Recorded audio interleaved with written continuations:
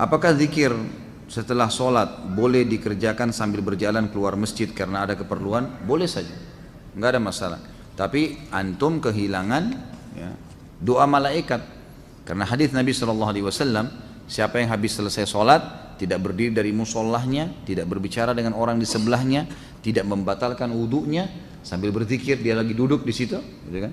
Dan ini saya sering sarankan para ikhwah yang hadir di pengajian saya, agar jangan pindah tempat pun, mundur ke belakang pun jangan, biarin di tempat situ saja, zikir dulu. Karena pekah sekali hadis ini ya, siapa yang tidak pindah dari mushollahnya, ya, tidak berdiri dari mushollahnya, siapa yang tidak membatalkan wudhu dan tidak berbicara dengan orang di sebelahnya, maka malaikat di atas kepalanya mendoakan, ya Allah ampuni dia, ya Allah rahmati dia, sampai dia melanggar 3 hal tadi.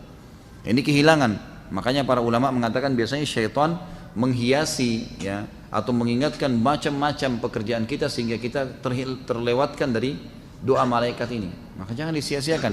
Saya pernah zikir ikhwan dan akhwat sekalian, pelan-pelan sekali zikir habis sholat itu 7 menit maksimal, 7 menit, 8 menit itu sudah selesai. Jadi cuma syaitan yang membebankan kita itu. Ketika zikir setelah sholat, kemudian ada orang yang mengucapkan salam kepada kita, lalu kita membalasnya sehingga zikir setelah sholat kita terpotong. Apakah kita harus mengulangi zikir tersebut atau lanjutkan?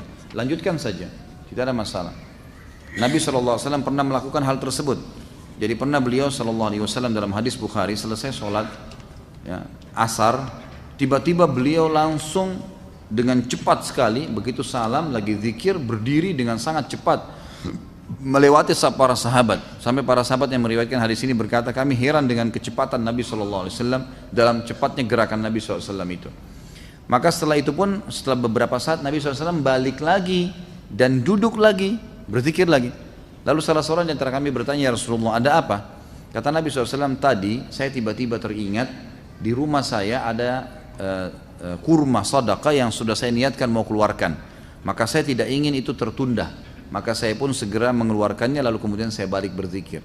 Jadi ulama mengambil daripada hadis ini, bolehnya orang kalau habis sholat, berzikir habis sholat, itu kalau ada sesuatu yang wajib baginya atau sesuatu yang darurat, dia boleh memotongnya, seperti menjawab salam gitu kan, seperti misalnya turun hujan tiba-tiba dia harus pindah karena kena air atau apalah ya yang harus memindahkan dia, maka dia boleh pindah dan kemudian dia melanjutkan zikirnya.